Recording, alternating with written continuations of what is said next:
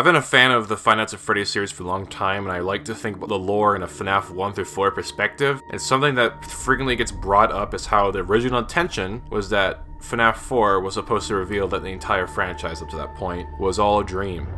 Dream theory, it's called. It's a very popular theory. I believe MatPat popularized it, and I just disagree. Not only with the theory, but just the idea that it was always the intent. I don't think it was. I'm going to be going over MatPat's video because I think this is a lot of people believe. A lot of people like this video. You'll find like some of the top comments are like, oh, this is what Scott's original intention must have been all along or something. So I just want to bring some points that I think are important. Because that missing beak directly parallels FNAF 2's new version of Chica, who loses her beak when she goes on the attack. What if they are toys, and this is all just a dream scenario inspired by these little guys?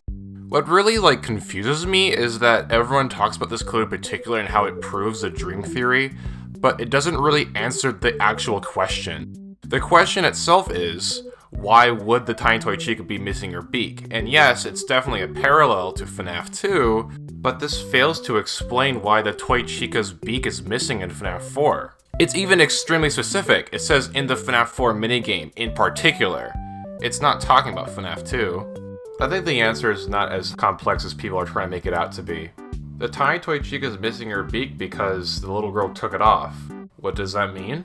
Well, it could mean that she likes to disassemble things. And I think that's a connection to Mangle, who is a pull apart and put back together attraction. I mean, seriously, the story we're told to believe in this game is pretty absurd. That kids just rip it apart and put it back together again? And so the employees just leave it as a mangled collection of parts for small children to play with. Like I said previously, we have an example of a character who likes to disassemble things.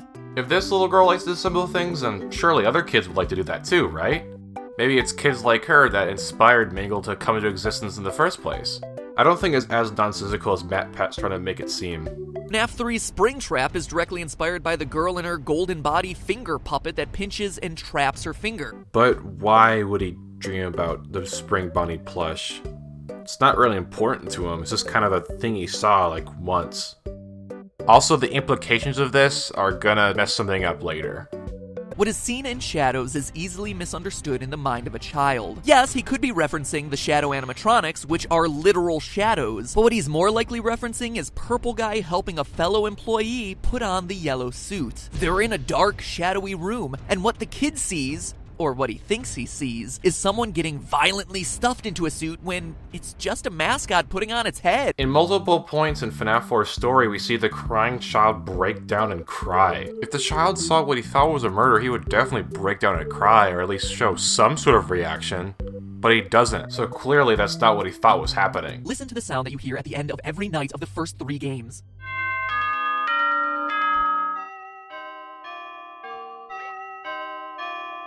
A grandfather clock, chiming the same song every time. Why would the end of my shift in an office be signaled by a grandfather clock chime? It wouldn't, unless I was asleep, dreaming in my house, with a grandfather clock right outside my room. Just like the layout of the crying child's house we see in the FNAF 4 minigames. 6 o'clock a.m., time to get up. But now let's look at FNAF 4. How does each night end there?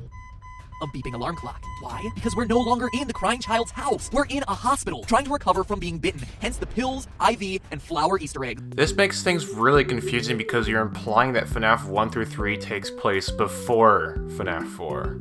And if you recall in Five Nights at Freddy's 1, there's the bite of 87. Does this mean that the crying child predicted his own death, albeit with an incorrect date? The kid with the Spring Bunny plush also implies it's the first time that this kid's seeing it. So, if he dreamed FNAF 3 before, that means he dreamed FNAF 3, but he didn't know about the plush. Unless he just dreamed about FNAF 3 in one night, I guess, which is strange. Not to even mention that also at the end of every night, there's kids cheering, and I feel like kids aren't cheering when he wakes up, right? Because it's all a dream, weird stuff can be written off, logical errors overlooked simply because it's not actually real. In the theory world, they're OP. They're hard to argue against and can be molded to fit any random collection of details. And I completely agree with MatPat here. I don't think there's enough information to support the dream theory, and the information that there is, I think, is not substantial enough to support it. I think there's a critical misunderstanding that a lot of people had with the game at the time, and that's the fact that you do not play as the child in the gameplay of FNAF 4. The story remains completely hidden. I guess most people assume that I filled the game with random Easter eggs this time. I didn't. There's an Easter egg where there's garbled audio in the background of the FNAF 4 gameplay, which is actually the Night 1 phone call from FNAF 1. And, not only that, but the location itself parallels FNAF 1. 2 doors, left and the right. Bonnie comes to the left, Chica comes to the right. You can even hear Chica in the kitchen. There's a lot of parallels to FNAF 1 in particular. Clearly this means that you'd be playing as someone who's familiar with the FNAF 1 location, and also knows it from the perspective of a security guard. This could be Phone Guy, this could be Mike Schmidt, maybe someone else, but it's not the crying child. He died long before.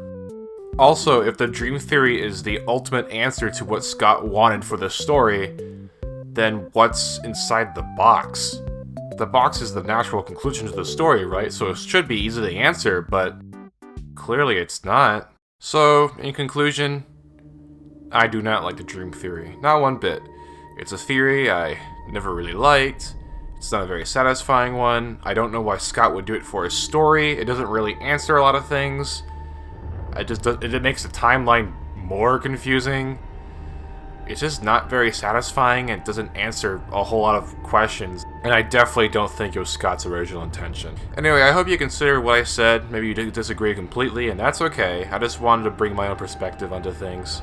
Maybe there's something I missed or something I failed to mention. I could make another video about it. I just want to make this quick little thing because, I don't know, it's just really nagging at me. Either way, I hope you enjoyed.